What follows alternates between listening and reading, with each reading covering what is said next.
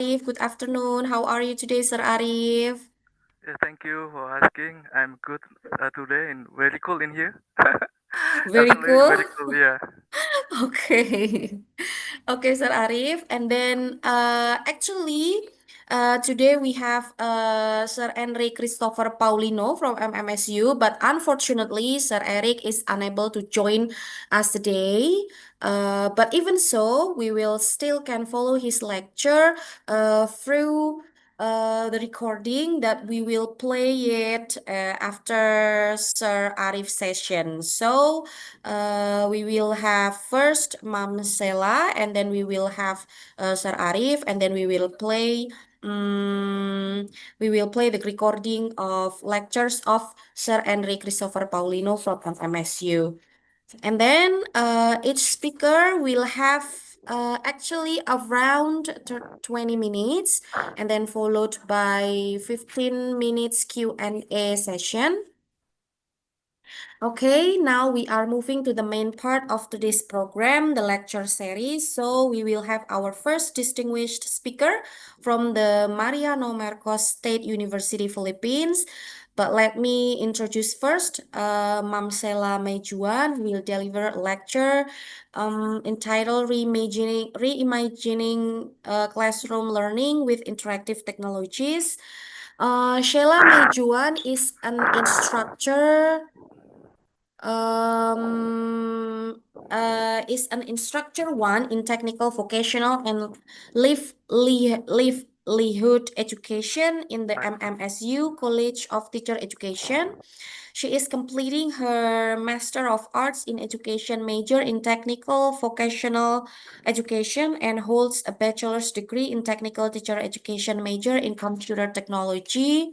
Her professional work includes teaching, developing multimedia instructional materials, and serving a research speaker in several training programs on ICT and teacher development. Sheila has participated in multiple national trainings, including AI in social research, Minecraft education, and mobile robotics, and various talk sessions, all supporting her commitment to enhancing instructional innovation and digital pedagogy. So please welcome Mam Sheila Mejuan. Mam Sheila, are you ready? Time's yours, Mam Sheila. Thank you so much, Mom, for that warm introduction to me. So, first and foremost, am I audible? Yes, you're audible, ma'am. Okay, thank you, Mom. So, first and foremost, I'd like first to introduce myself. I'm Ms. Sheila Meiji, one of the instructor here at Mariano Marcos State University College of Teacher Education under Technical, Vocational, and Livelihood Education here in the Philippines. Okay, so before we dive in today's topic, let me just share to you my PowerPoint presentation.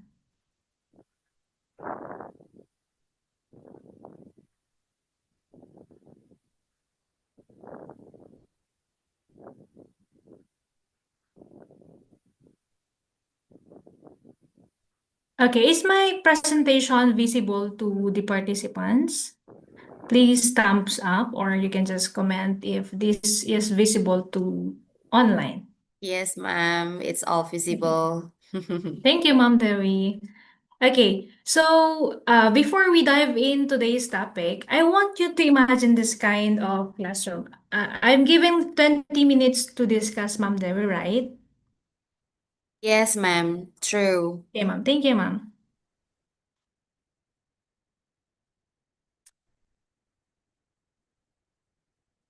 Okay. Okay, so I want you first, this is the virtual classroom. I want you to imagine this kind of classroom where students are not just listening, but exploring, interacting, and creating. A classroom where students feels just like discovery and not just instructions.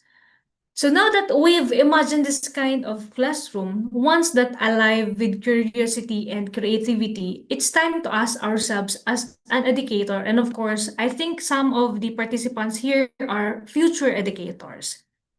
So, how can let's time to ask ourselves on this. How can I make my lesson more engaging?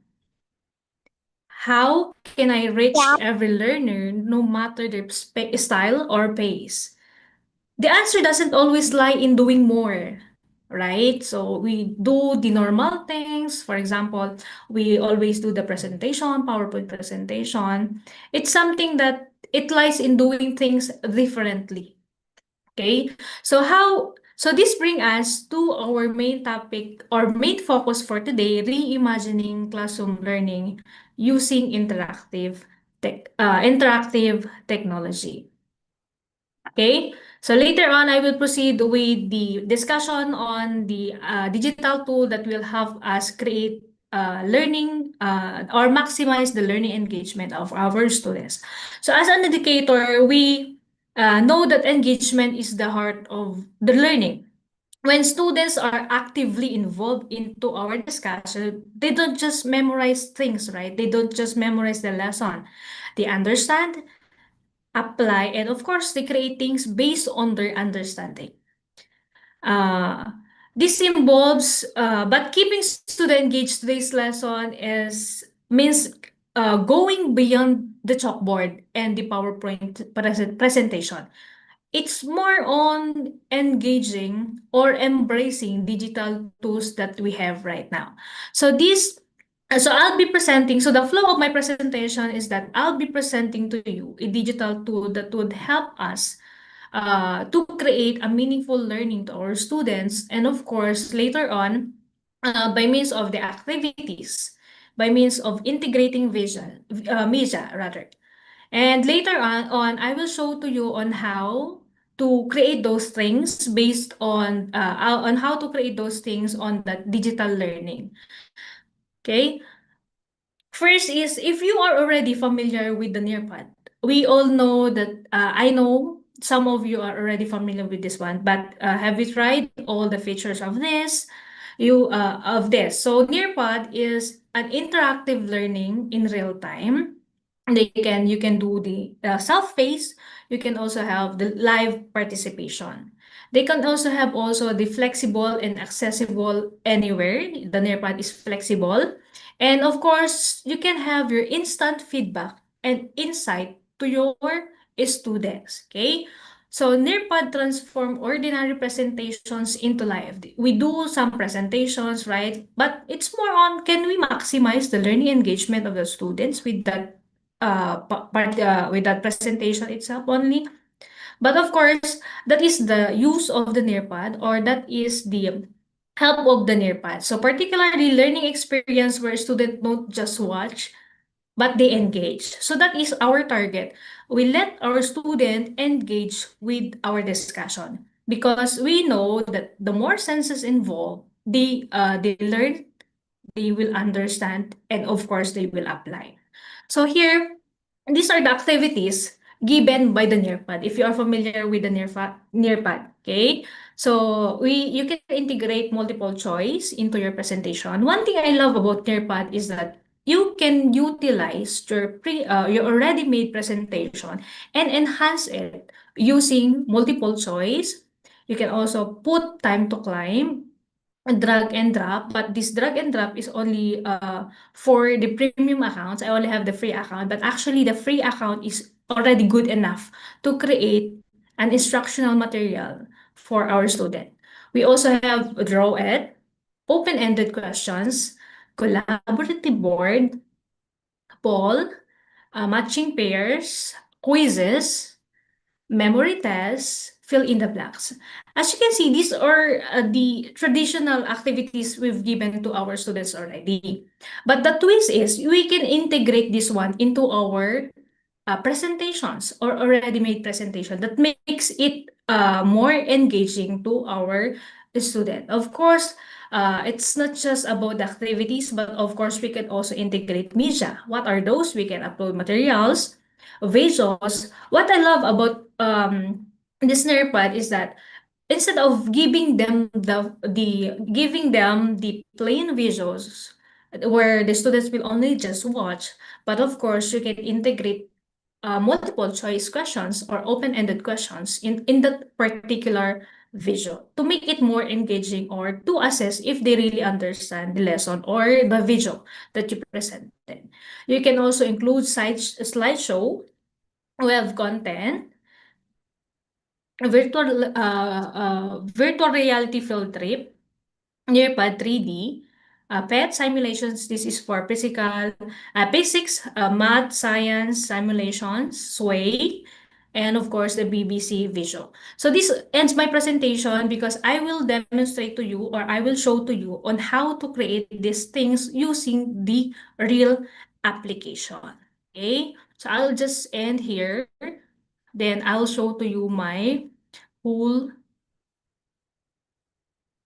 uh,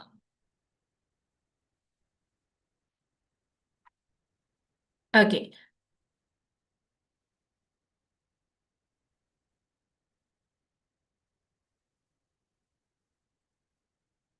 Is my screen already presented or visible or the nearpad is visible to the audience, Ma'am Dewi? Yes, I'm sorry, ma'am. Yes, your presentation is visible. The nearpad application, ma'am. Oh, yes. Yes, we can see the Okay, thank Nerpod you. now. Thank you, Ma'am Dewi. Okay, so this is the nearpad. If you try to look on this port, you can see here, you try to search the nearpad here. It allows you the nearpad.com. Nearpad.com is has a free version and of course a version. Okay, you add this one. Since I already signed up with my account, let me just run through this one. Nearpod. So I have here, you can just search on your computer Nearpod. As you can see here, we have here, this is my library. The Nearpod has its own features. For example, you can create a new lesson. Of course, you can also have the Nearpod library wherein the Nearpod team created a lot of lessons you can utilize and edit it later. So that's uh that's the features of the Nearpad. You can see, for example, I have here. I presented a while back on how to make a presentation more interactive. I have here a already made lesson in my class. Let me just utilize this one for the demonstration purposes. Okay, so this one is my own library. When I talk about my own library, these are the lessons I already created or the instructional materials that I already created.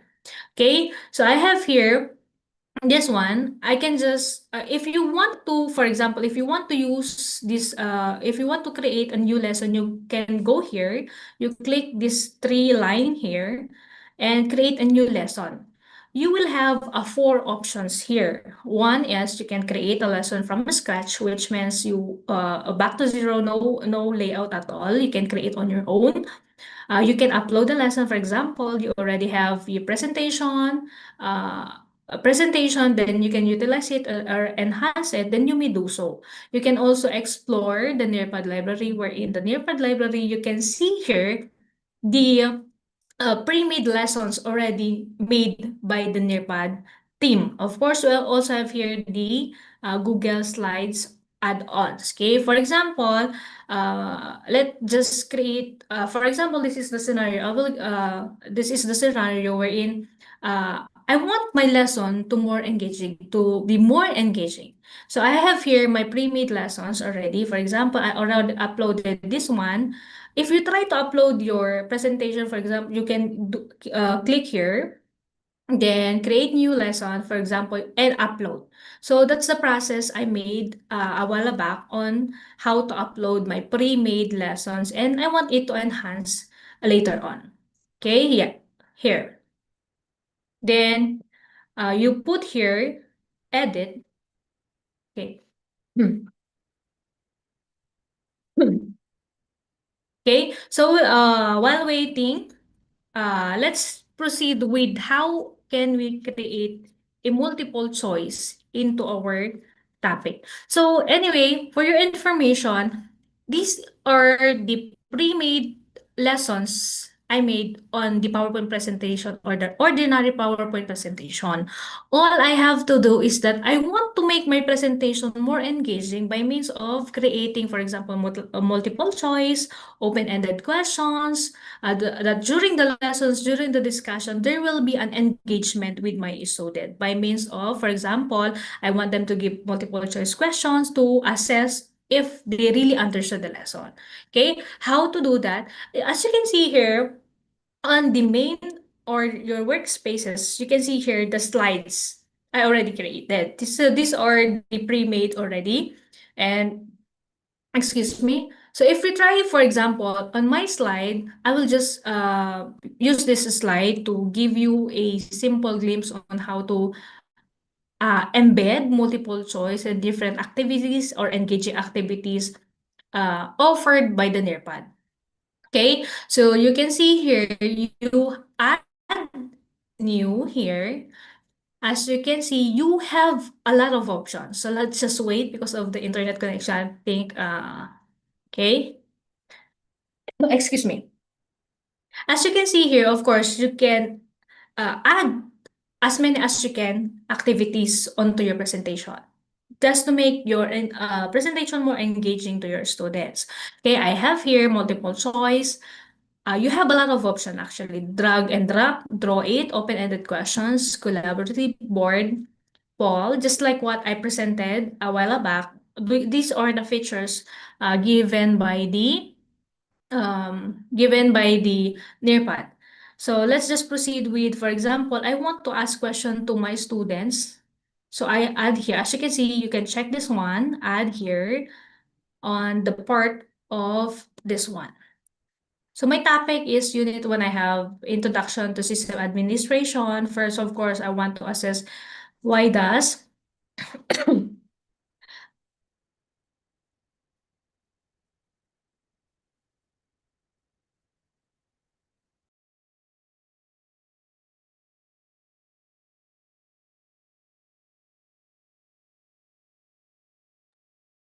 Okay, so I have here, pardon me, because I already created an multiple choice question just to minimize my time because I only have limited time to present.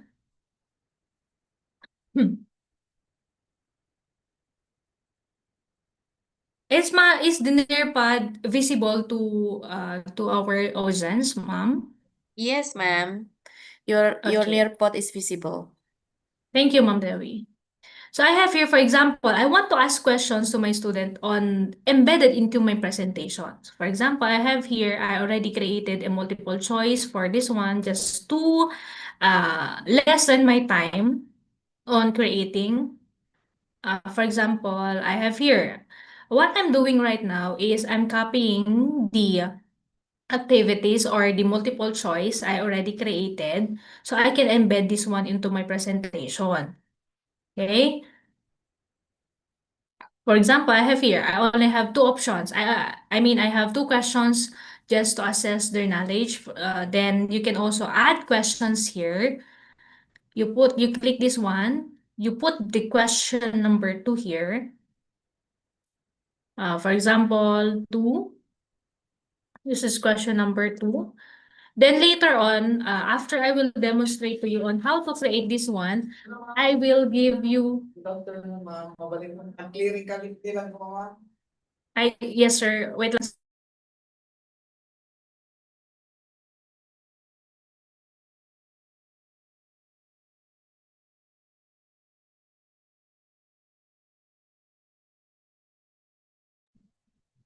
Okay, so you can also add, pardon me for that. You can also add questions here. This is question number two. Let me just copy and paste the multiple choice I already created. Then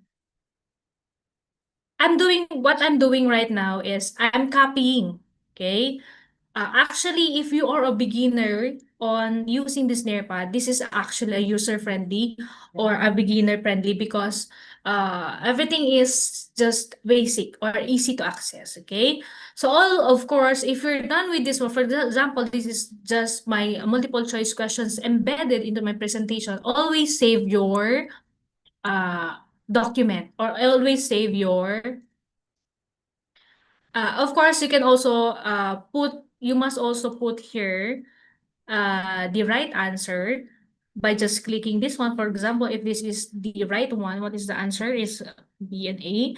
We have here, this is the right answer, and we have here. Then always save your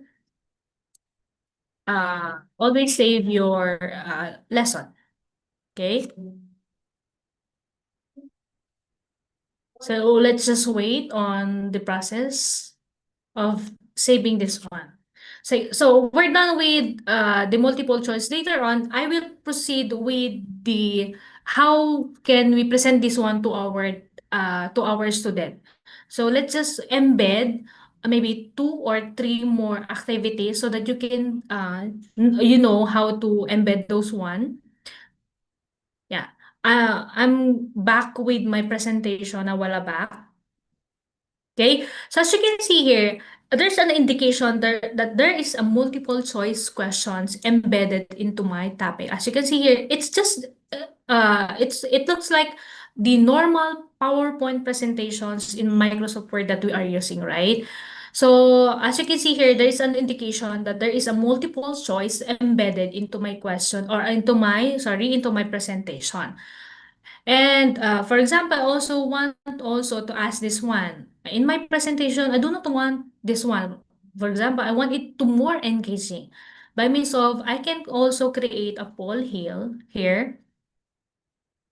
Again, again, process. The process again is you can click here, add new activities, then, excuse, poll, and add selected.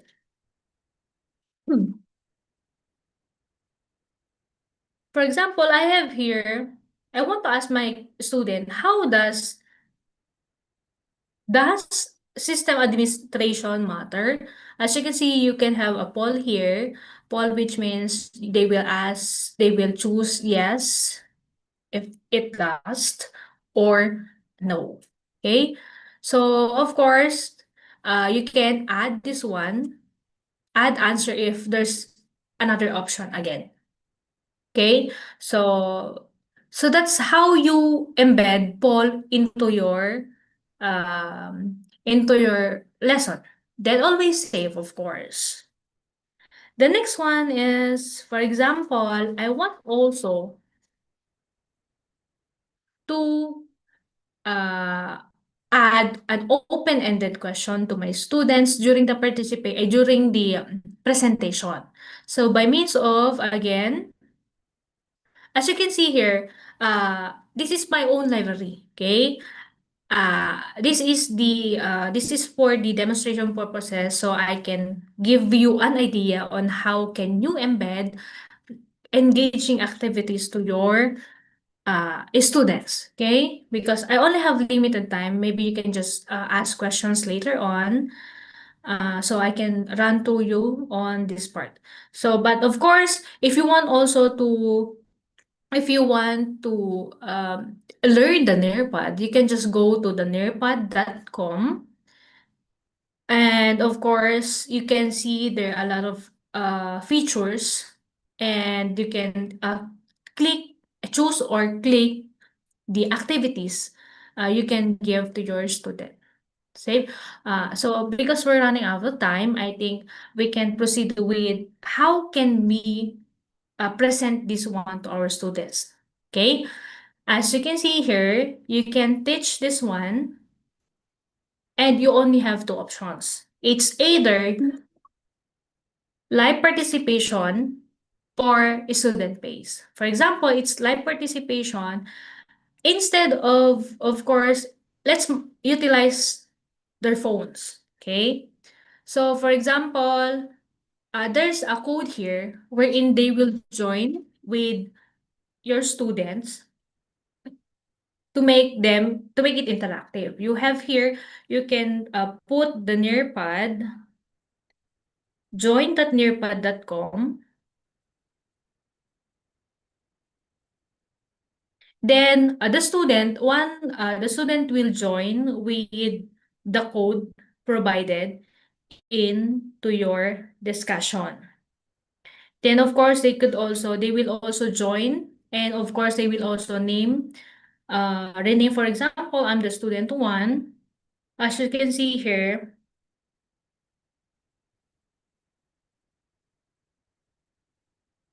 okay. So as you can see here, the student is already joined the class. Okay. So let's see the activities I embedded into my topic. So one here is, for example, again, I embed 2 or 3 activities into my topic. So one of which is the multiple choice. As you can see here, if you join already, or the student is already joined with the topic or with the discussion you presented, it will appear into their devices. Okay. So for example, the student will join here. For example, I'm the student A. Then I can click here, then next, then I can click here and next. Okay. Okay, now the question is, how are we going to monitor if the student answered the questions already? Okay, how? As you can see here, we have the student. So this feature or this presentation is already presented into their devices. Then you can also have here the teacher. As you can see here, I'm the student A. If you already joined with my code, you can see here your scores, the scoring of the students. So I have here now, the student A answered 1/2. Okay, that is how you will monitor the performance of your students by means of the student and the teacher. I also have integrated other two types of activities here. Let's see how it process. Does system administration matter? If you try to remember, I put a poll here wherein the student will answer if if system administration matters or not. Okay? If there is a yes, and yes, they can put here onto their devices yes, and that way you can see here student A answer it does matter. Okay? The next activity is we have here, I think I gave an open, I think I only put 2. Okay? So that is how it works. Okay? That is how you will present your lesson into your classes. Okay, instead of using the features of Nearpod is, instead of using a plain presentation, right, with animation, of course we create we add animations or topic. But of course, how can we maximize the learning engagement of the student? We all know if the students engage means they understand, they apply, and they create things based on their understanding. Okay. Again, if you want, for example, to try try another activities you want to embed into your topic, for example, you proceed again with here. If you are a beginner, this is very easy to understand, easy to follow. So as a teacher, there's no need for you to have tutorials on everywhere, because of course the Nearpod also offers a tutorial on how you will navigate the application itself. Okay, by means of you put here my Nearpod, the Nearpod library. The Nearpod library is very different on my library. Okay, as you can see here, these are the pre-made activities or pre-made lessons created by the Nearpod team. Okay, you can put here the grade level you are teaching, the subject you are teaching, the content types and publisher. So you can see here also, for example, the featured how they also give you a tutorial on how to use the Nearpod, what activities you will embed with your Nearpods, something like that. Okay. So again, if you want to create also a from scratch. You can also, if you do not want, for example, to utilize your old presentation, you can also create from scratch by means of, again, coming here from the left side. You can see here the straight lines. Create a new lesson. I hope you can follow with my uh, presentation. I hope you can follow. This is but if you do have questions, just please feel free to ask questions later on after my presentation. Okay, you can create a lesson from scratch. Let's try to navigate this one by clicking here. Okay, let's just wait. Okay, as you can see here, one thing I love about Nearpod again is you can upload your pre-made lessons, you can upload, you can create your own, and of course, embed different activities as easy as that. Okay, blank slide and activities. Okay, so we have also here the pre-made activities. For example, if you have pre-made activities given, pre-made activities that are applicable to your discussion or to your topic, then you can browse this one. I think, yeah. Here you can access the following. One thing, again, I love about Nearpod is that you can use the activities they provided and edit it based on your preferences or based on the topics aligning with your lesson objectives. Okay? Again, if it's a media, for example, as you can see here, blank slide, you can create a blank slide and activities, and of course, a media. Media is something like, these are the activities given, okay? So you can see also here, the activities, then the media. Okay, so media itself is, for example, if you want to embed visuals, slideshow, of course, you can also, you want your student have a virtual tour to the Philippines, or any places you want, then you can, for example, you can create this one, you add this one, check this one rather, then add. Okay, as easy as that. Okay, so that is how you will do the Nearpod. As you can see here, it is powered by the 360 cities. Okay, so you can see here, you can also search the Philippines if you want to explore the Philippines. Okay, so this is 360 already.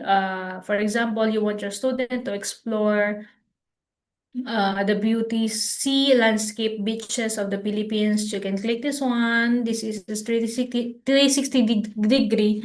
So they can just, yeah, that is how you will, yeah, okay. So you can add again this one into your presentation as easy as that. That's how the Nearpod is very helpful and powerful to, of course, educators like us. Okay. For example, I want also to, for example, I want to add something like a, what if I'm a science teacher, a physics teacher? I want, instead of giving them, instead of giving them a purely discussion, why not you let your students simulate? Okay.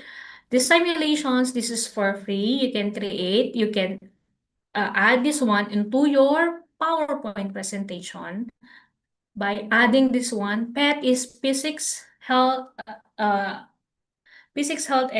education technology. So I have here, but the categories only we have the math and sciences. For example, you want your students to learn the following, this one. You can search this one instead of giving them a lecture base. You can browse the following features or given presentations by the Nearpod. Okay, so these are the simulations. For example, you let your student on the Ohm's law, you are teaching Ohm's law. You want your student understand the relationship of the voltage, resistance, or the current, then you may do so. For example, that's why this is very interactive because you let your student engage, but in a virtual way. Okay? For example, this one, if there is a higher voltage, lower resistance, what will happen to the current? Okay? It's not just about this one, but of course, as you can see here, if these are applicable, you can see here the things that you can add into your presentation. So as you can see here, the presentation, if you try to, for example, select this one, it will automatically add into your presentation. Okay? Do I still have time, Ma'am Dewi? Ma'am Devi. Yes, 2 minute more, mom. 2 minutes more. Okay, Ma'am Dewi. Thank you so much, Ma'am Dewi. Okay. So again, if this applicable to you, you may do so. For example, this one, if this is sciences, this is if you want to learn more on the actas, products, and leftovers, you can do so. State of matters, the basic basis changes, how a liquid, solid, and gas, for example, it was heated, they can engage with the topics with the simulations. So these are very important. These are which we all know that if they do it that way, even if it's virtually, we can conclude that we can really understand the topic. You can also add, for example, here. You can also add here the visuals. Add videos here. How can we make it more interactive? By means of, for example, I add video here by means of adding questions. Instead of giving them the plain visual, for example, instead of giving them the plain visual, why not in visual you can put here an open-ended questions, a multiple choice that will assess if they truly understand the lesson or not. Okay, so for example, you add visuals here, upload visuals. You can upload visuals. You may add visuals here.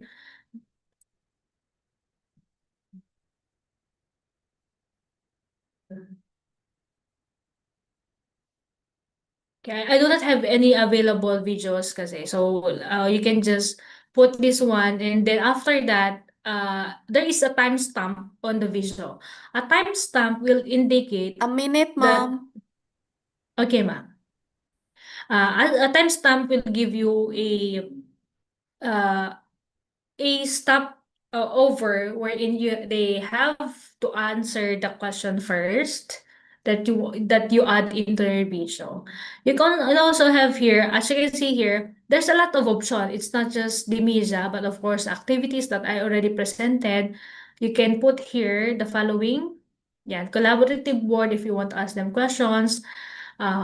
Some questions, then you may do so. Matching pairs to assess if quizzes fill in the blanks, something like that. So for example, fill in the blanks, memory test. Yeah. Let's say the memory test, for example, for if you are teaching elementary, you want to test their memory level. You can add, you may have the text to text, image to image, and image to image. For example, mango.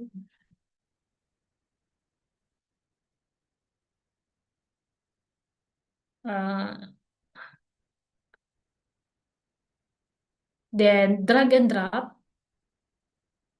I think the internet connection is not. Let's just wait. So the sequence of this one is that in memory test, of course, there will be a pair wherein they will select, for example, banana. Mom Sheila, I'm so sorry, but I think the Yes, time ma'am. is already up now. It's okay, Ma'am Dewi. Okay, ma'am. Okay. I have a lot of things to show, but of course we have a Yeah, I limited know. time. Okay. Okay, so Yeah, I'm thank so you. I sorry, hope mom. you follow. Yes, ma'am. I hope you follow the discussion and I hope you learned from my discussion. Thank you so much for this opportunity. Okay, thank you so much, Ma'am Sela. I know that there are still much thing that you want to share with us, but I think we can continue in Q&A session after all the speakers. Okay, thank you so much, Ma'am Sela, for the very insightful lecture. So we will now go to our second speaker today, Mr. Arif Wibisono. Sir Arif, can you hear my voice, Sir Yes, Arif? very clear, very clear. Okay, all right, Sir Arif. Yeah. Okay, everyone. So, before we hear the lecture from Sir Arif today, this afternoon, that he will deliver a lecture entitled Integrating STEM through Stimulations, Simulation. simulations. Simulation. Okay, but first let me read his brief CV. So, Mr. Arif Wibisono is a PhD candidate in Intelligence Mechatronics Engineering at Sejong University in Seoul, South Korea. He holds a master's degree in computer science from Universitas Dianuswantoro, Semarang, Indonesia, and a bachelor's degree in electrical engineering education from Universitas Negeri Semarang, Indonesia. His research focuses on multi-agent reinforcement learning, autonomous underwater vehicles, and underwater wireless communication systems, with multiple publications in high-impact journals such as IEEE Access and the IEEE Sensors Journal. Yep. He is also active as an international reviewer and a graduate student member of IEEE and MDPI Sensors. His technical expertise includes Python, MATLAB, C++, ROS, and various simulations and machine learning tools. All right, what a very mind-blowing CV. Thank you so much. Okay, Sir Arif Wibisono, please present your presentation. Time's yours, sir. Okay, thank you, Mrs. Dewi. Thank you for the time. Maybe it's a little different with Mrs. Sila Meiguan from Mariano Marcos State University. I will bring a different topic because actually almost 3 years I done teaching, so I almost 3 years also I just focus on research, especially was said by Mrs. Dewi that my research is focused on autonomous underwater vehicle and underwater communication. So I want, before I start my presentation, I want show to you is about this one. I make this simulation is this is simple experiment. Okay. How about my screen? Is visible right now? Yes, your Okay. presentation is visible, Sir Arif. Okay. Yeah, I make the simulation using Python. This is a show. Try to comparing about the Kalman filter, extended Kalman filter, unstanson Kalman filter, and particle filter in here. And in the simulation, they have mission to finish the mission to get its waypoints is 1, 2, 3, 4. So like a game. So I also in my simulation I apply the physics phenomenon if we try to move our vehicle on the underwater. Of course, they have a cross wave, so the speed actually not a real speed. They will decreasing the speed by the cross wave. So in this simulation, I also apply the energy consumption in here because we can see in here the parameter we can see VP is mean waypoint 5/5 energy, and this is a current estimation on milli per seconds. So from this simulation, hopefully we can know where is the better. Okay, so that's the simulation. So now I won't share my slides. So uh, what what we can take from my research, especially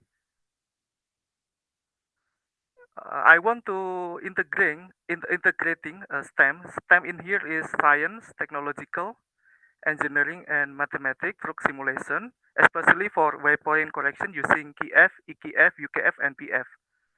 And as a case study on the integration of physics, mathematics, and information technology, because when I finish my study, I will back to my faculty, especially on the mathematics, science, and information technology education on UPGRIS, and I want to apply a case study on integration of physics, mathematics, and information technology in here. So why STEM is relevant? Why STEM is relevant? Because we also have to know that STEM is combination between the science.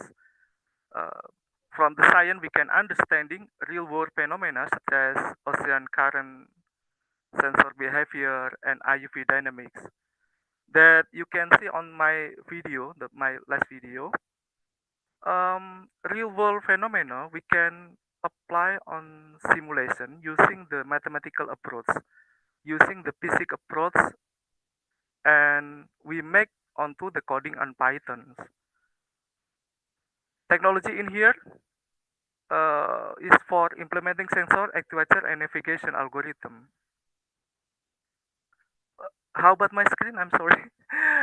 Yeah, my screen is visible, right, Miss? Yes, Okay, your screen is visible. okay. And T in here is technology. Function of technology in here is implementing sensor, actuator, and navigation algorithm.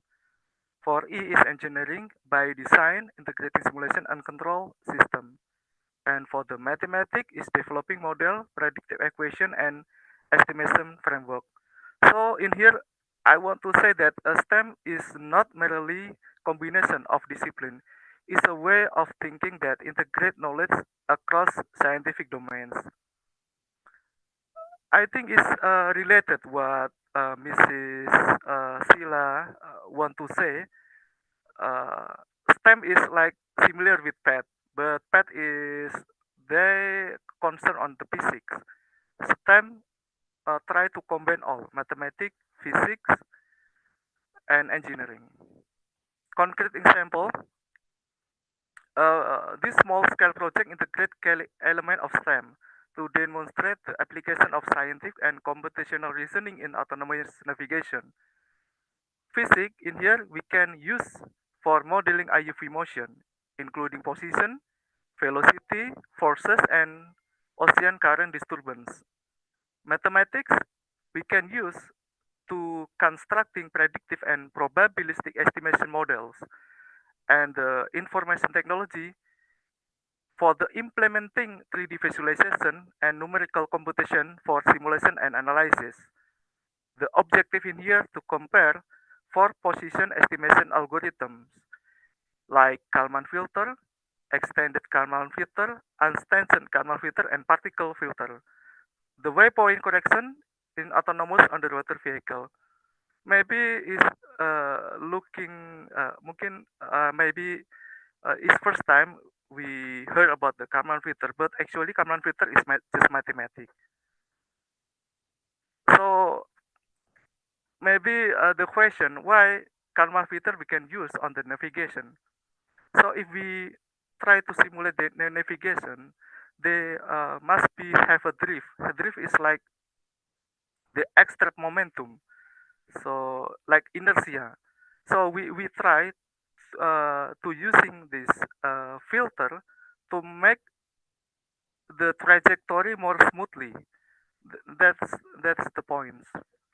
So in here, comparison of RUV position using Kalman filter, extended Kalman filter, unstanton Kalman filter, and particle filter is all mathematics. It's all mathematics. And how we can try to understand the habit of the IUV when we try to deploy on the real world environment, especially we can use this filter to make our navigation more smoothly. The navigation have a mission. The main mission is follow the waypoints. They have five waypoints. We can see left corner, top left corner for the key F as Kalman filter. T is mean is time to use to finish the mission, and VP is mean waypoint. 5/5 is mean they finish the mission completely. Energy in here is mean energy usage to complete the mission, and the current estimation is the positive value. In here we can see that for the key F, they can finish the mission because we can look at the VP waypoint. They can reach 5/5, and as on the EKF, they also can reach 5/5, and on the unstanson Kalman filter, they also can reach 5/5.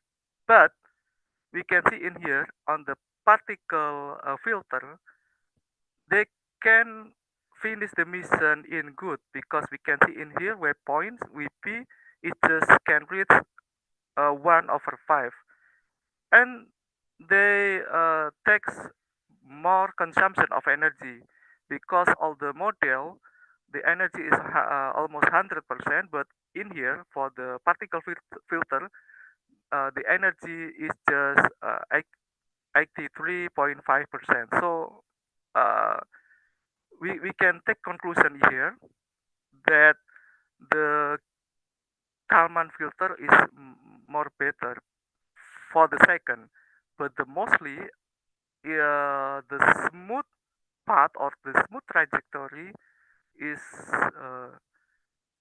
Kalman filter. We can see on the current estimate in here plus 0.51. Okay, next we can see we have at least 5 performance evaluation comparison for the Kalman filter, EKF, Astenson Kalman filter, and particle filter.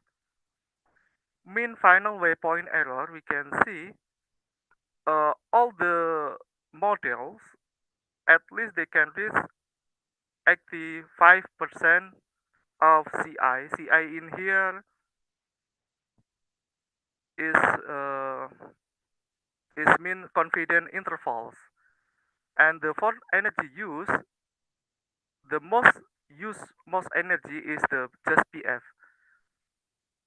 But KF, EKF, and UKF they are less for the using of energy. And the estimate current magnitude we can see which the better. And maybe for this one is called the violin graph.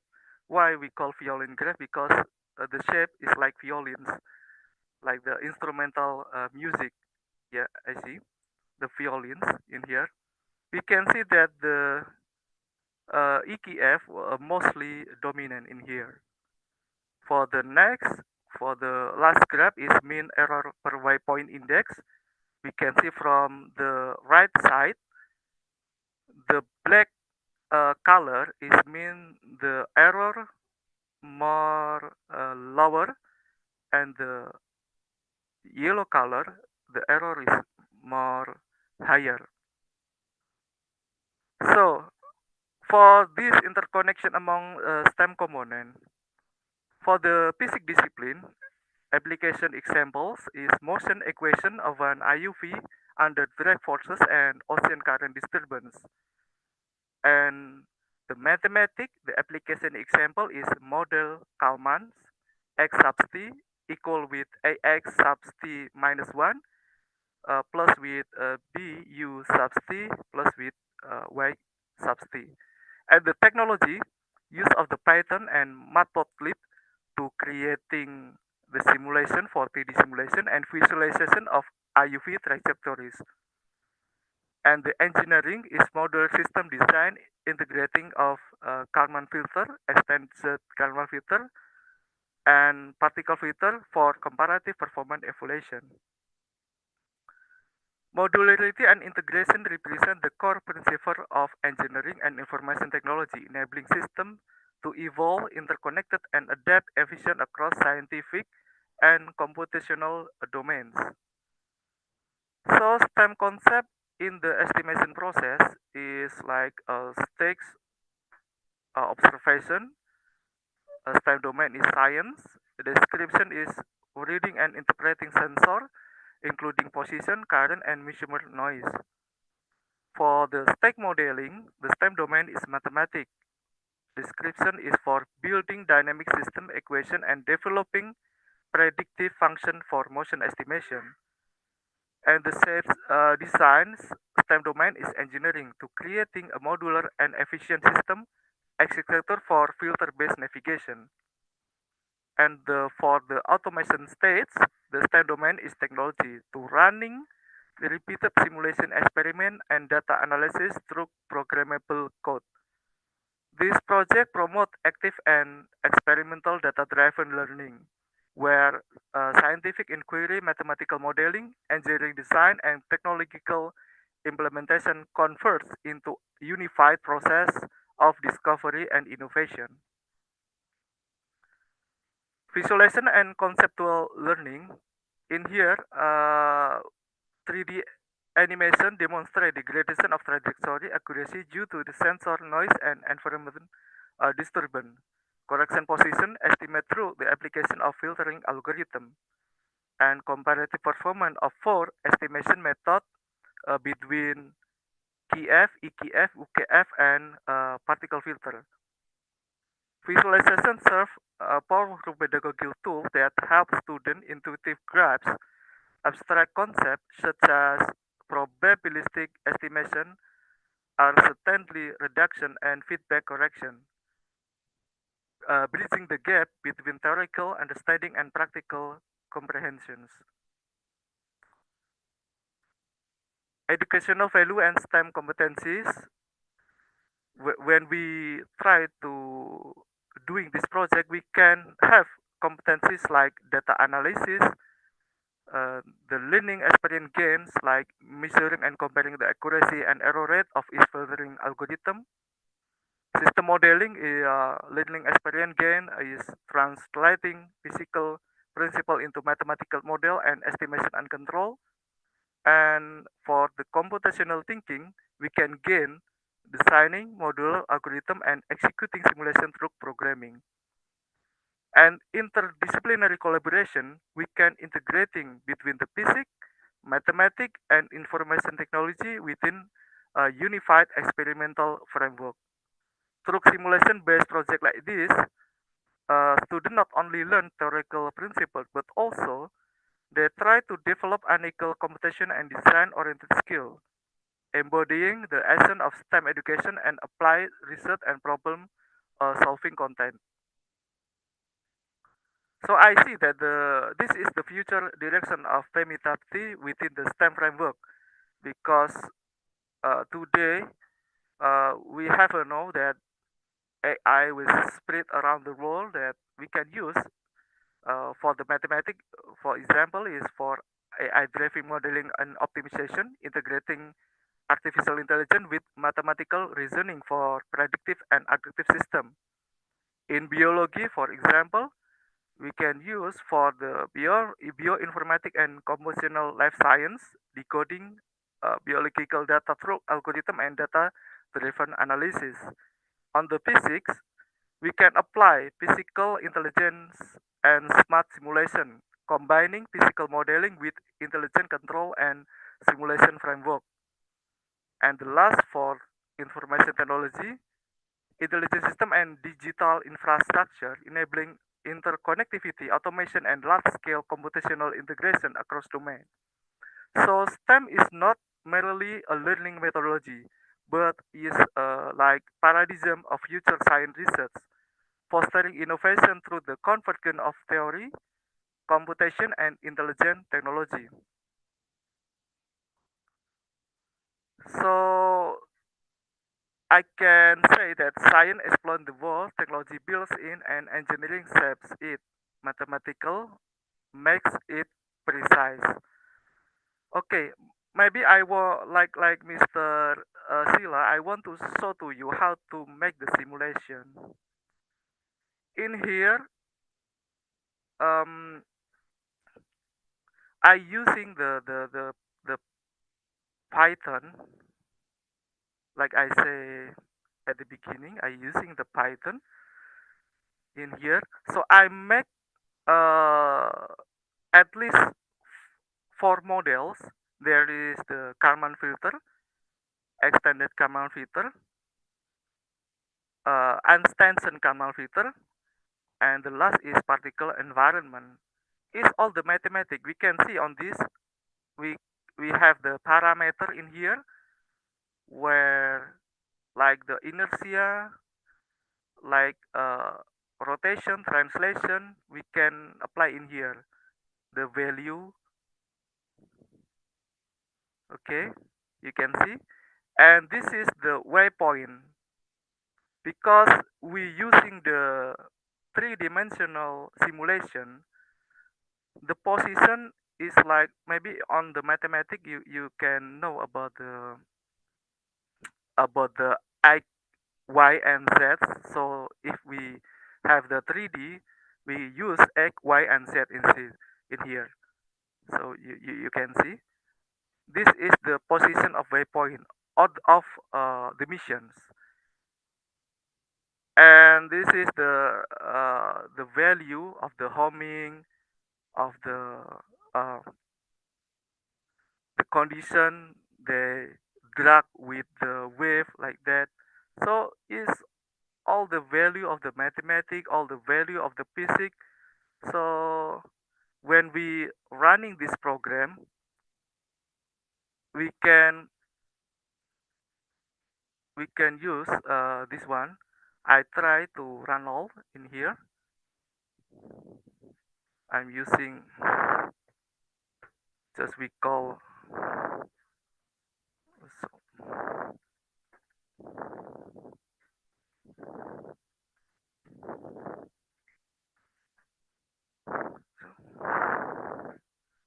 oh so fusion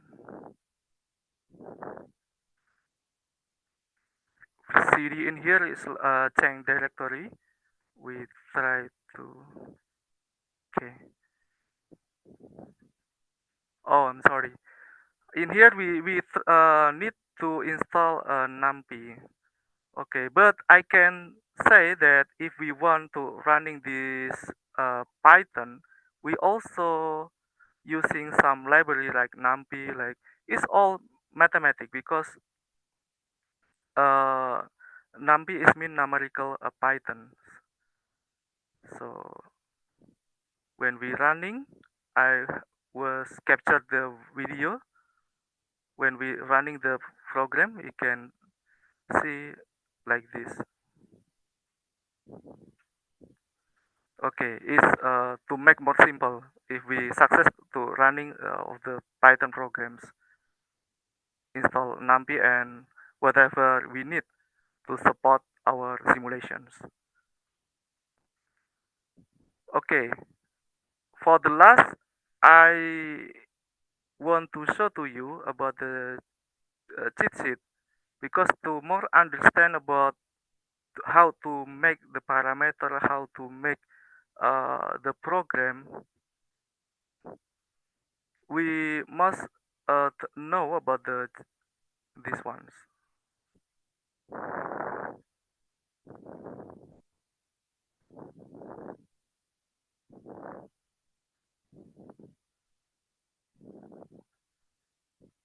So it's all the mathematics. You can see it's all the mathematics.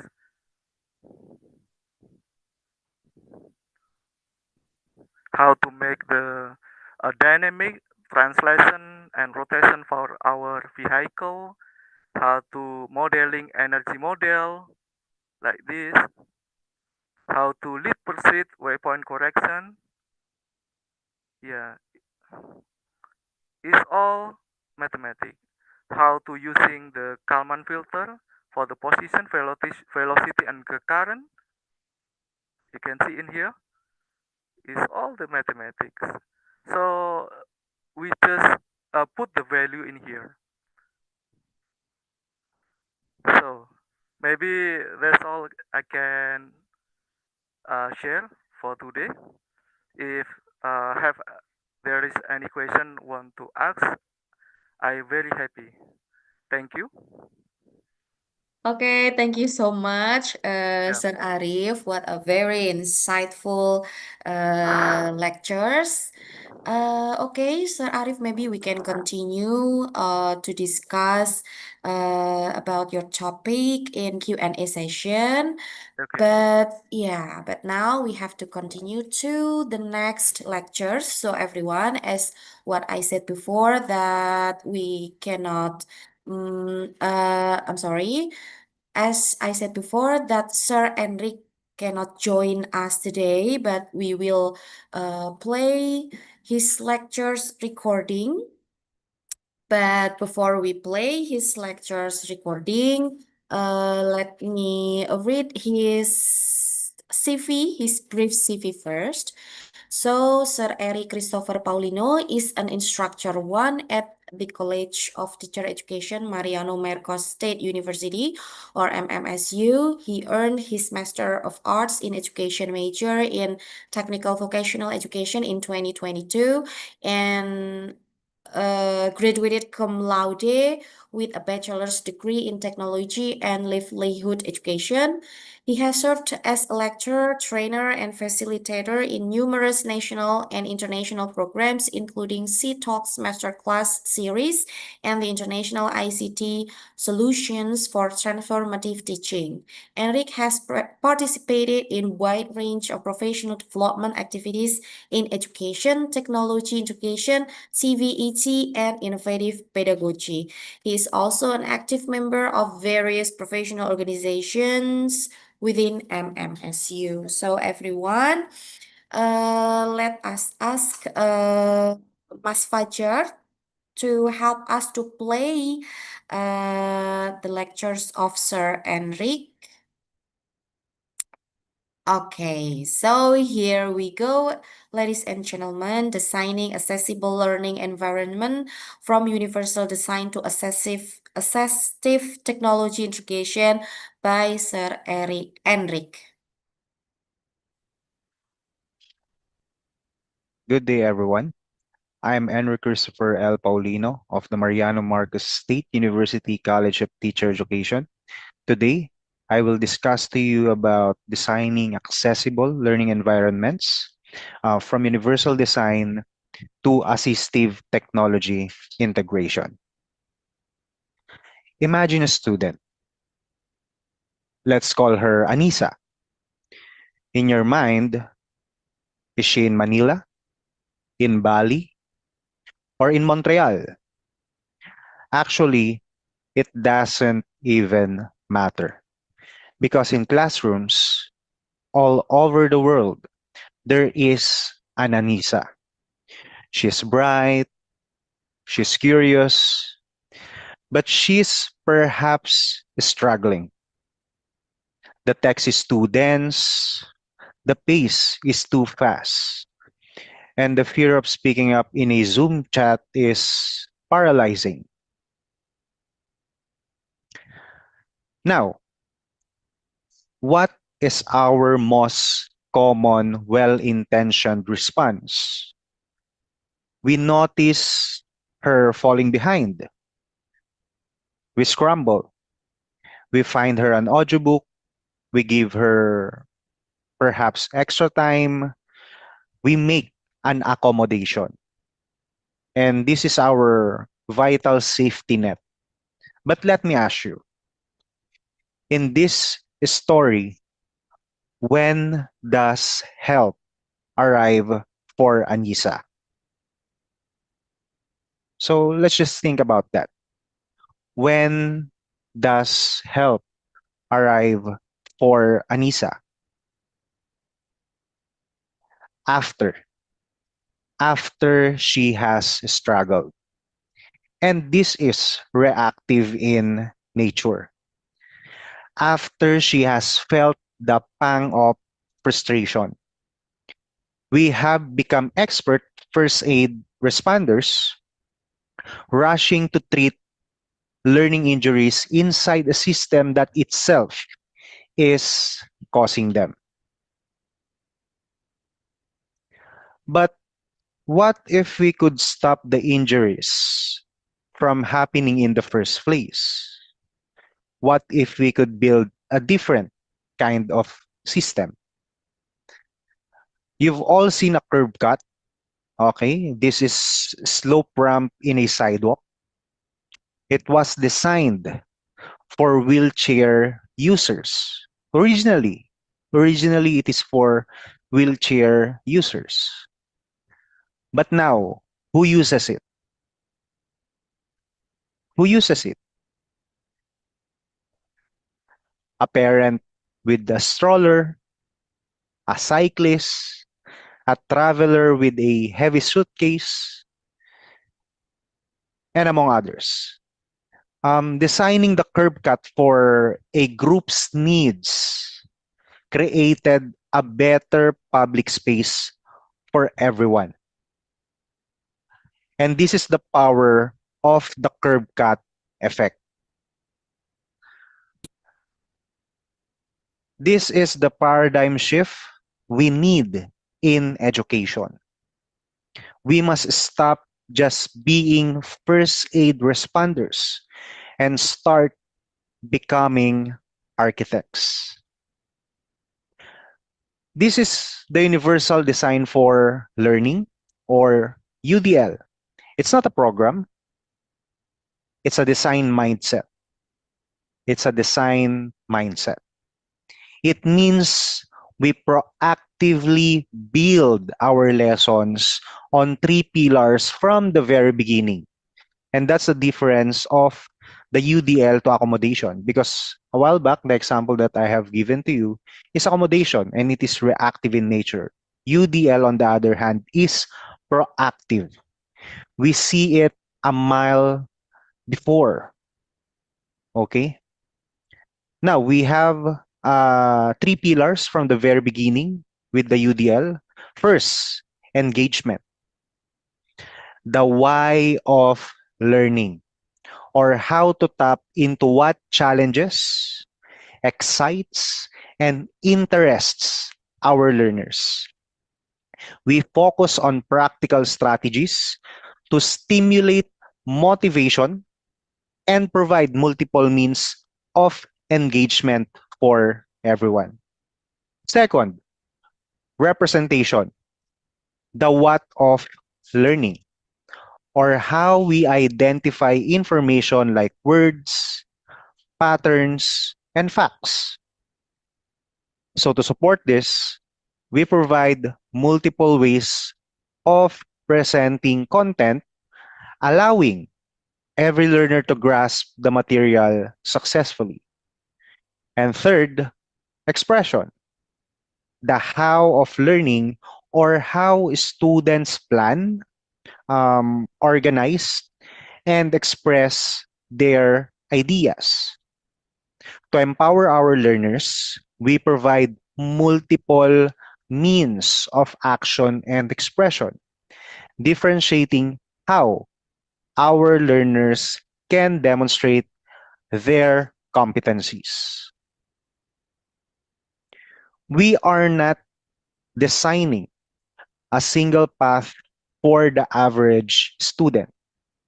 We are designing a learning landscape with multiple on-ramps, multiple pathways, and multiple destinations. Let me bring this back to Anissa. In the old model, her story was about getting help, reactive in nature. In the new model, with the UDL, or the Universal Design for Learning, her story is about never needing to ask for it in the first place.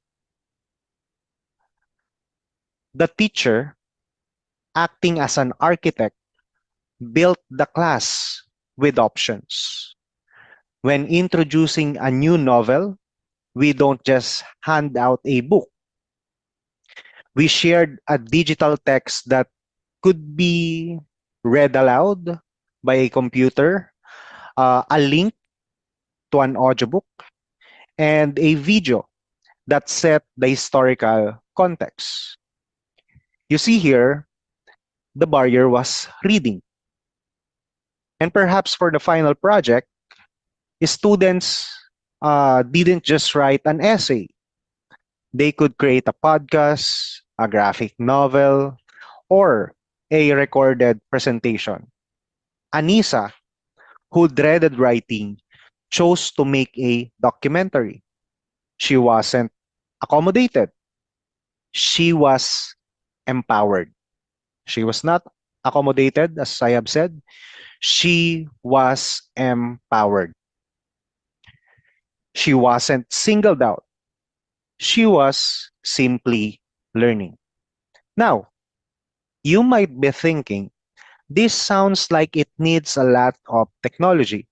And you're right, but not in the way you might imagine. We need to rethink assistive technology. We need to rethink it. It's not just a specialized wheelchair for one students. It's the ramp that built into the environment. It's the text to speech that's available to every student who wants to listen while they read. It's the speech to text software that a budding filmmaker uses to write their script, and the student with dysgraphia uses to write their essay. Here is one of my favorite ramp. This is Microsoft Immersive Reader. With just one click, this tool can read text aloud, break it into syllables, and highlight parts of speech. It's a game changer for a student with dyslexia. It's incredibly helpful for a language learner. And it's just good for anyone who wants to focus better. So the example that I'm showing you right now is the Microsoft Immersive Reader from the MS Word. But we can also find it in MS Edge and also, as well as with MS 365 applications. Okay? So this is just an example.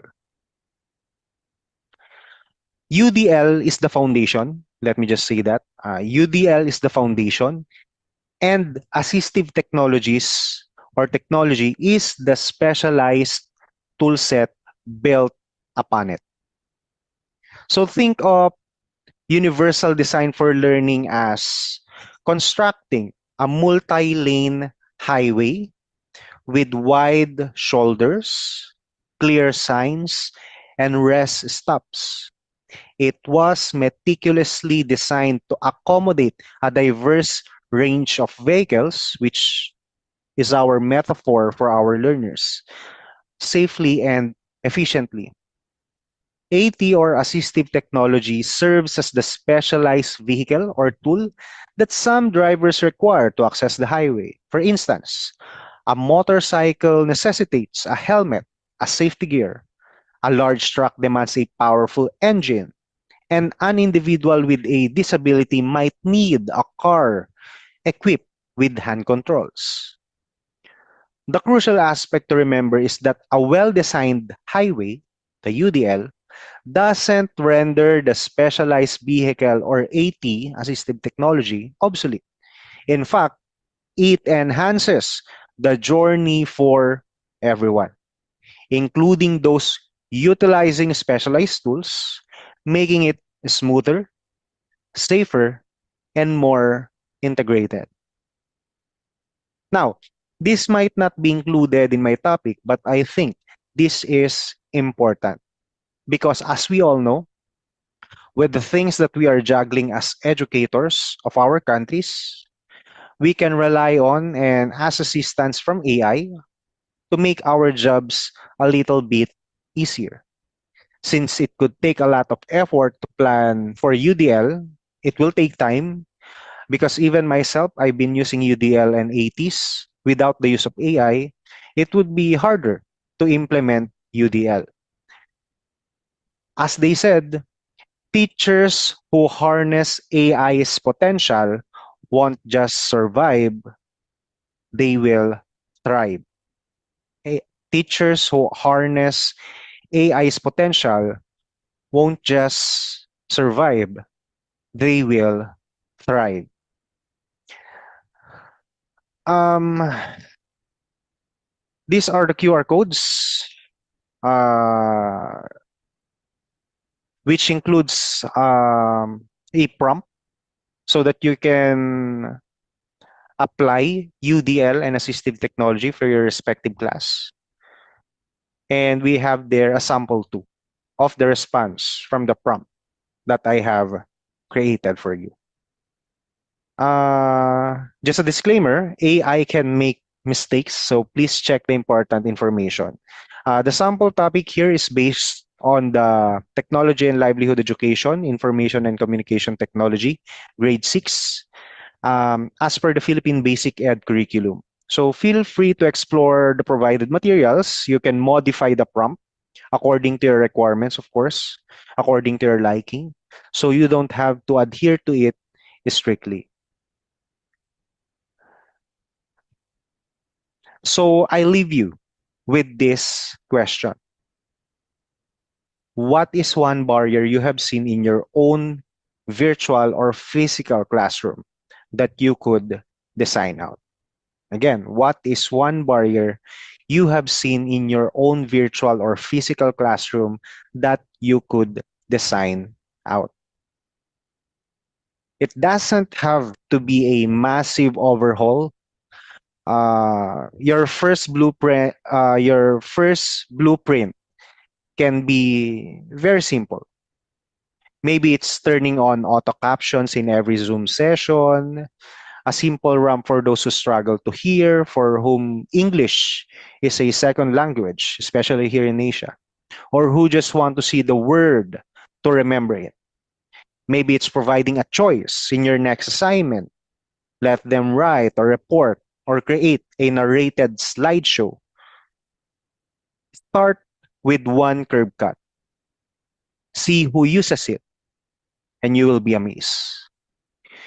We have the power to be architects of inclusion, to stop designing for a mythical average and start celebrating the brilliant diversity of the human mind. Let's build a world where every learner in every corner of the globe can access the education they deserve, not by chance, but by design. Thank you.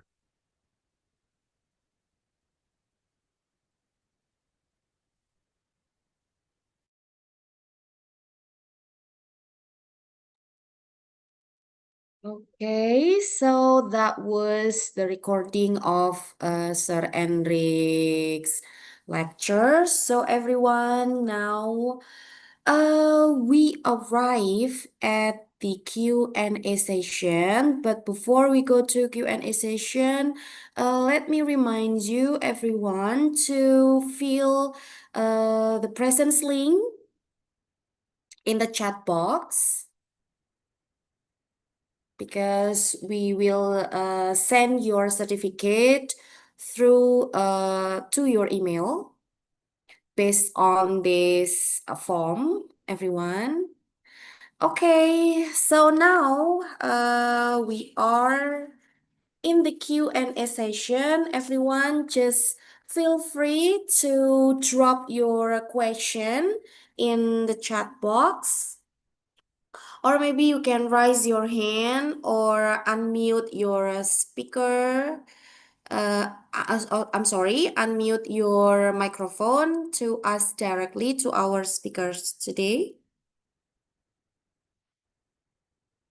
Okay, everyone. Or maybe Sir Aziz, You're smiling. I think I think you have some question to our speakers today. Okay, thank you, Miss Devi. Oh my God. Okay. Well, I think all of the topic is really interesting, but when I saw like Mr. Arif topic, to me it's quite complex. So, Mr. Arif, and about the STEM-based simulation, how can we implement it in our classroom so the student, especially in the university degree in bachelor degree in IT education, can learn the best about their competency through your like the STEM simulation. Okay, I will try to give my best answer. Yeah. Actually, it's very easy because as we know, if we teach on the class, we always using the like the passive learning. We maybe sometime we using the active learning, but the STEM in here is like problem-based learning. So in our daily life, we have many problems. It must be we have many problems. So when we found the problems, we give to our student like on the mathematic cases maybe we have many problem on mathematics. We try to give the problem to the student to give the solve. When for the example like this, I will try to explain in my uh we all have to know about the NASA. I will want to share to screen maybe like this. I have at least five six paper I want to share. One of my paper is about the multi-agent reinforcement learning.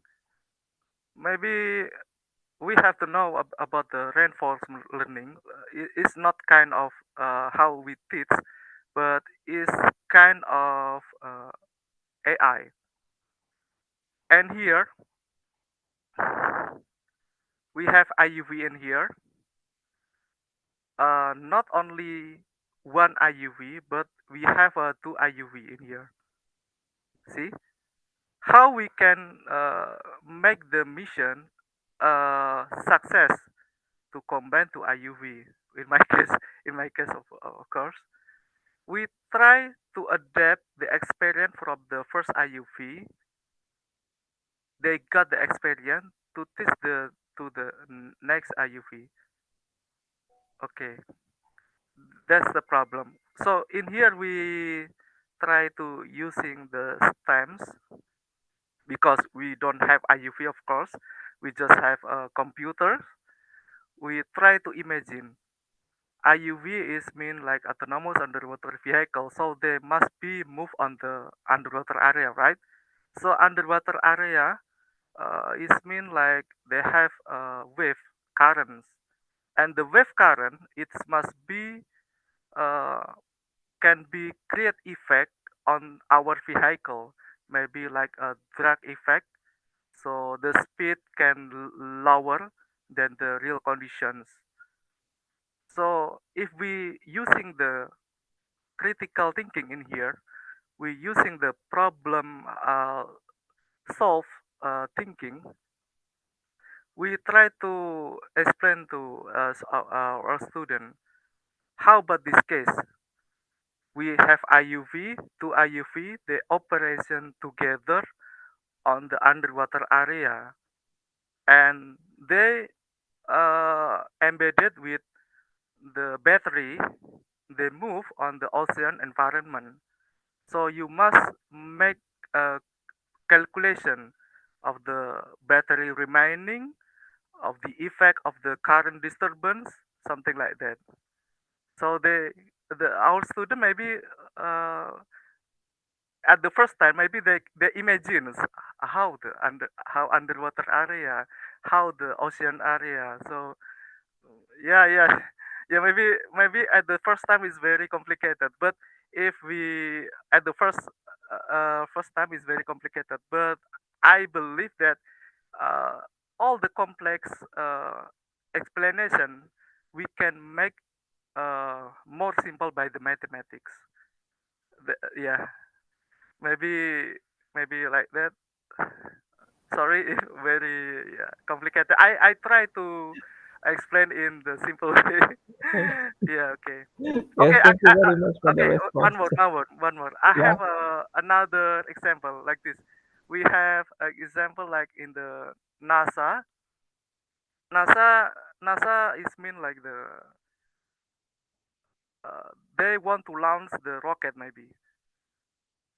Launch rocket. Uh, Maybe we can know the historic of NASA when they launch the rocket is not always a success, right?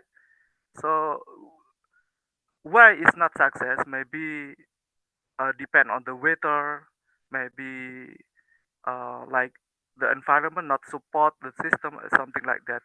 So we can see the data of NOAA in here about the atmospheric river, heavy rain, potential flooding, and edge, etc.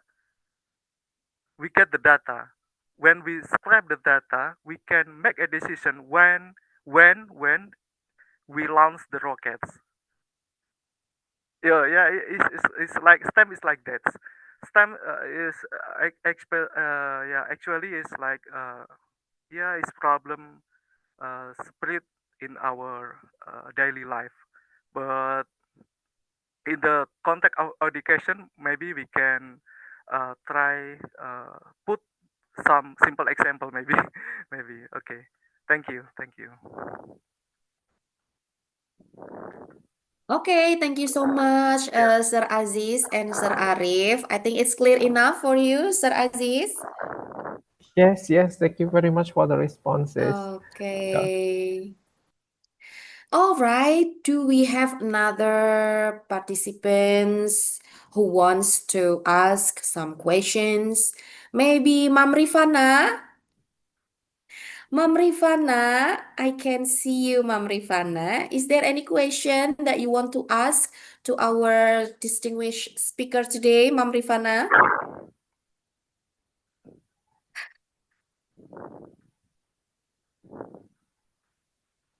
Oh, okay. All right, maybe oh, okay, we have Sir Regi. Okay. Hi, hello, good afternoon. Hi, good afternoon, Sir Regi. Uh, I would like to ask a question Mm-hmm. to Sir Arif. Okay. He mentioned about the different disciplines in STEM, Yep. and then I would like to ask a question about what strategies can teachers in Indonesia use to effectively incorporate simulation-based learning in STEM education, considering the varying levels of technological competencies among their teachers? And how can these simulations be adapted to reflect Indonesia's local context? Okay. I try to give best answer in here. So maybe the like we have know about the problem like the mathematic. Maybe I will using a pen in here. No. So actually like I want share like this. Sorry.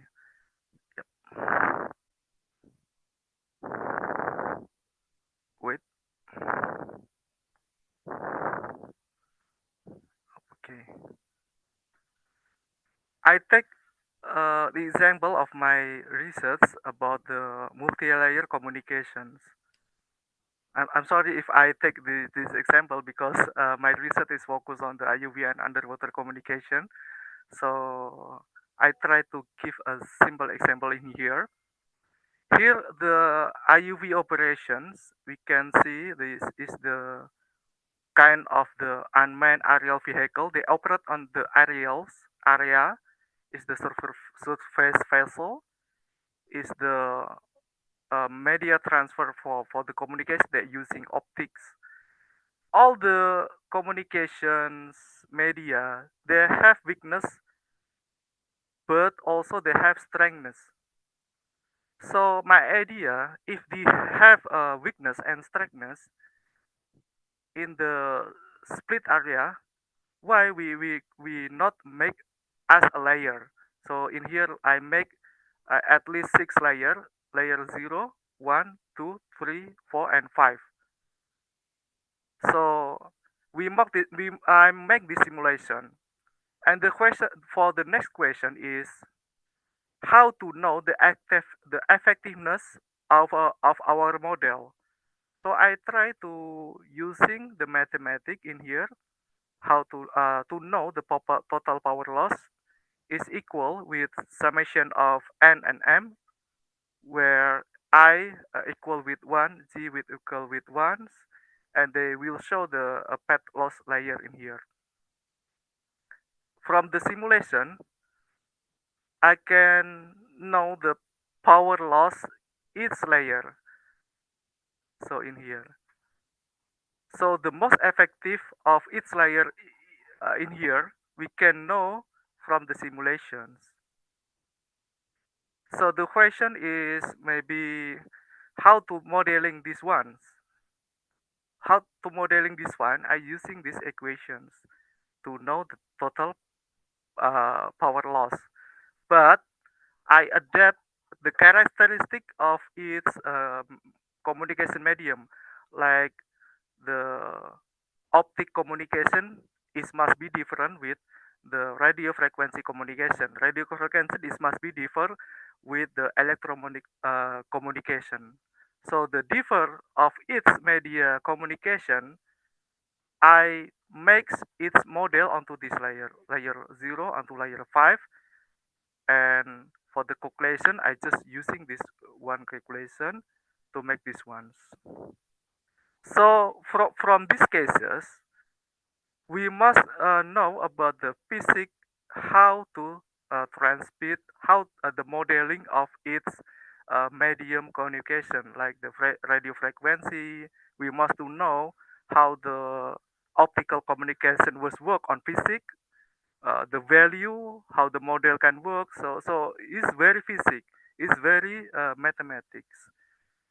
So from that knowledge, we apply on simulation. Okay, maybe the simple explanation is like that. I'm sorry if not give best answer, but I try to give it my best in here. Okay, thank you. Okay, thank you, Sir Arif. Sir Yep. Regi, is the explanation clear enough for you? Okay, thank you so much. All right, so we have one more question in chat box, and this question is addressed to Mam Sheila. Hello, good afternoon. I am from Thailand, and I am interested to asking a question about the reimagining classroom learning with interactive technologies presented by the first speaker, Mam Sheila. While it is commendable to use Nearpod for teaching and learning, may I know if this requires internet connection? If yes, how could we use this awesome technology to reimagine a classroom?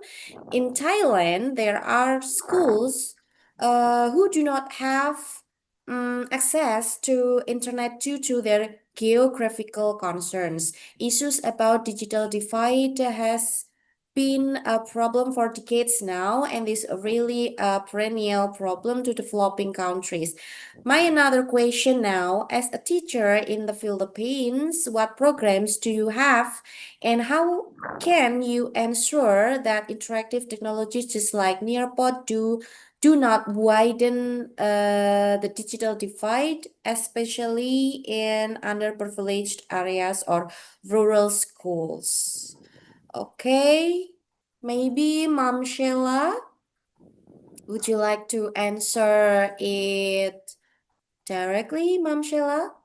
Mom Sheila, are Hi, you? Ma'am. Hi, Ma'am Hi. Dewi. Hi, Mom Good day, Sheila. Ma'am. Good Okay, day, ma'am. Mom. Okay, thank you for that question. Regarding on the use of the NearPod, first, NearPod generally requires an internet connections, especially when delivering live lessons or accessing cloud-based content. However, teachers can still prepare or give lessons offline and use features like in the low bandwidth settings. Of course, for example, just like a video, you can create interactive video and download it. And of course, just like the presentation a while back, you can also download it. You already created a presentation, then download it to and give to your students. So in the questions environment which with limited connectivity, the focus is more on often on using the downloadable, maybe the downloadable file. You can use the downloadable lessons or device-ready resources or alternative tools you can use offline or to function offline. Regarding reimagining the classroom means I think it's being flexible enough to using Nearpad where the connections allows and adapting often offline friendly tools or strategies of the teacher is very necessary. Second, as a teacher in the Philippines, you also have faces similar challenges, especially in the rural and underprivileged communities, just like cities or barangays, not in here because we are in the uh, center. So we have here to ensure the interactive technologies do not widen the digital divide. We support several approaches or programs. Of course, you can create a model, a realia, just to give the instruction or just to have an alternative support to your discussion. So I hope I answer the question of Kyotichi. Okay, thank you, Ma'am Devi. Okay, thank you so much, Mom Sela. I think the explanation is clear enough. So I think, okay, I think it's okay. One more question. This question is addressed to Sir Arif. The topic is interesting about STEM simulation. In what ways can simulation technologies help Indonesian teachers foster collaborative and inquiry-based learning in STEM classrooms? Sir Arif, maybe I think this will be the last question because of the limitation of the time. Sir Arif, would you please answer the question?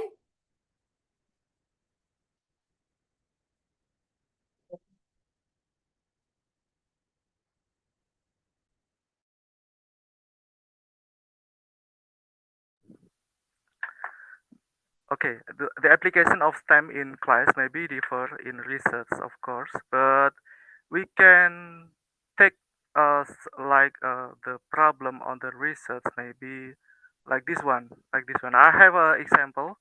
Maybe I one is again I take as one example. In here, I want to make a simulation how to deploy the IUV from the homing point to take data from the UWSN. UWSN is underwater wireless sensor network. The characteristic of the sensor we maybe we explain to our students like what is the sensor, what the IUV, the operation on the underwater area. We try to make storytelling to him before we starting to explanation like the complex model like this. We try to make a storytelling like what is the IUV, what is the condition of the oceans, like this, what the UWSNs, what is the sensor, the characteristic of the sensor. Like in my case, when I deploy the IUV to take sensor, to take the data from the sensor when we take the data, they must be happen like buffer condition. Buffer condition is like the data transmit to the IUV, right? The data transmit the IUV. So the logical thinking is like this: when the IUV come and the data is ready, it must be data on the sensor is decreased, and the data uh, what is mean like, yeah, it's like a value, just value. It's mathematics, just value. And after they finish the first mission, they continue the second nodes in here. And and yeah, it's uh, like the game theory, like the I have another example like this, maybe. I'm sorry. This one's it's like the game theory. We have IUV, but I'm modeling using the particle environment, using the particle model in here. Is the node of the sensor when they and this is the parameter, like the training, total training episode, evaluation interval, and with the eigens is the blue one is the tree of IUV. It's very complicated. I try to make it simple. It's like a game theory. They if they can reach the nodes of the sensors, if they finish the missions, they got the good reward, the good training rewards like this. And the good training reward show by the graphic rise up. Yeah, where on when we see the comparison between this the green reward and the blue ones is better the green, right? So we can explain, oh, so the agent is must be learning in here. The blue one is because it's too flat, so maybe the learning process is not too good. So we can take the conclusion that the green one is more better than the blue one. Okay. I'm sorry if my explanation is not because in education maybe it's different cases, but we can use like the mathematics to explain uh, about the position, velocity, current like this. Is all the mathematics. It's all the mathematics. So we when we know the formula, we just put the value on here, and our model will running as we want. So the simple explanation like that, Miss Devi Wulandari. All I'm sorry. Yeah, right. yeah. I'm sorry because Okay. yeah, in the classes, maybe have too long. I'm not learning on the class, so Oh, yeah, yeah. What the okay. material they explain on what material in mathematics, Okay. uh, uh, what giving to the student. I don't know about 3 years. These 3 years. Yeah. So it could be a little bit difficult to implement to applicate it in classroom, sir. Not always. If we have a problem, we and the problem maybe we can solve with the manual. Mm-hmm. We can solve using manual. We can solve using like the a simple system. We can use this STEM. We can Oh, combine okay. between the mathematics, physics, and the engineering on this process. Yeah, Okay. yeah, but the first thing is I we must get the problem. What is problem one we solve?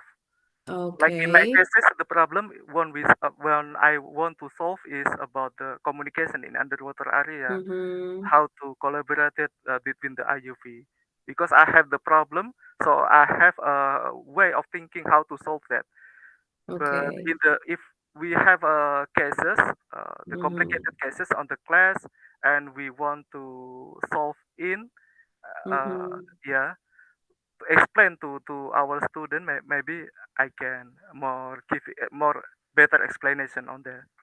Yeah. Okay. All right. I hope it answers the question from Kyoto Chi. And the last question from Kyoto Chi, I think this question is addressed to Sir Enric, but Sir Enric is not here now. So Kyoto Chi, you can send him this question via email. Sir Aziz, maybe you can help me to drop the email of Sir Enric in chat box. So everyone who wants to send or maybe need a further discussion about the topic of Sir Enric, you can send him via email. Okay, so I think that's all, everyone. But before we close, let's take a group photo, maybe. Mas Fajar, can you please help us? So, everyone, please open your camera and then post your best smile, your prettiest smile. So, Mas Fajar will capture our picture. Let me count 1, 2, 3. 1, 2, 3. Smile. Okay, first slide. We go to second slide. 1, 2, 3. Smile. Okay. I think how many slide we have? We have here. Sir Aziz, maybe you can help me. How many slide? Next slide. Okay. We have 7 slides. 7 slide. Okay, the third slide now. 1, 2, 3. The fourth slide now. 1, 2, 3. Okay. Slide 5. 1, 2, 3. Slide 6. 1, 2, 3. And the last slide. 1, 2, 3. Okay, all right. The photo session is end up now. Let me remind you, everyone, that we still have the next session on Monday, 17 November 2025. Please make sure that you will join the session. Once again, oh, I'm sorry. We have one last session. It is handling the certificate for our distinguished speakers. So first, maybe for Ma'am Sheila, Mas Fajar, maybe you can help us to show up the certificate.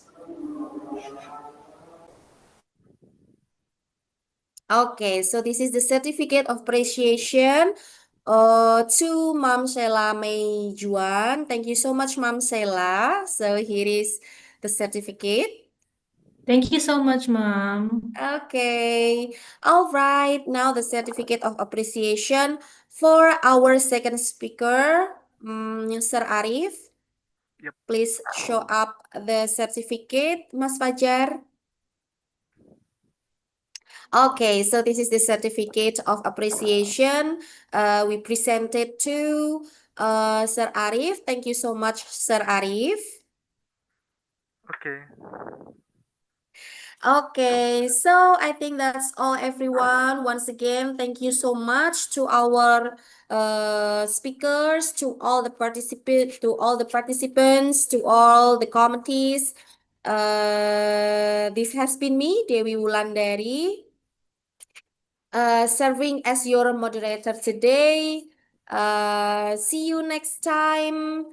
Wassalamualaikum warahmatullahi wabarakatuh. Thank you so much. Have a wonderful day. Mabuhay. Thank you. Bye Yeah. bye, everyone. Thank Kamsahamnida. you. Bye, Kamsahamnida, thank Kamsahamnida. you. Sir Kamsahamnida. Arif. Yeah. Mabuhay. Salamat, Thank you, Andy. Mom. Thank you so much.